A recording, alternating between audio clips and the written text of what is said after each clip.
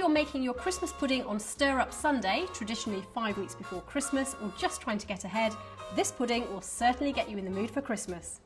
The sticky molasses, fruit and dark rum combine perfectly to make a moist pudding. In this bowl, my fruit's been soaking overnight. To make this, take 100 grams of sultanas, 50 grams of dried cranberries, 75 grams of chopped figs, 75 grams of chopped dates, 75 grams of halved glacé cherries, and 30 grams of chopped crystallized ginger with 120 millilitres of rum. Then stir well. Cover with cling film and leave to soak overnight. The fruit is plump and it's taken up the flavours of the dark rum, and it even smells of Christmas. Now add 75 grams of walnuts roughly chopped, 100 grams of fresh white breadcrumbs, 1 heaped teaspoon of mixed spice, 200 grams of molasses sugar, 2 tablespoons of black treacle, 50 grams of self-raising flour, 100 grams of shredded suet, the zest of 1 lemon and 1 orange, a Bramley apple cored and grated, and finally 2 large eggs. So now it's simply a case of mixing it all together.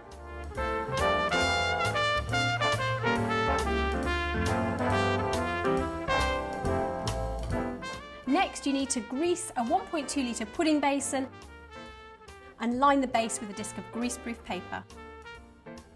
Fill the basin with the pudding mixture and cover with a double layer of buttered non-stick baking paper that's pleated in the middle. Finally, cover with a layer of foil. Then, to keep it secure, tie a piece of string around the rim. And take a second piece of string to make a handle. Now place an upturned saucer into the base of a large pan and set the pudding basin on top. Pour boiling water into the pan so that it comes halfway up the side of the basin. Cover the pan and bring to the boil.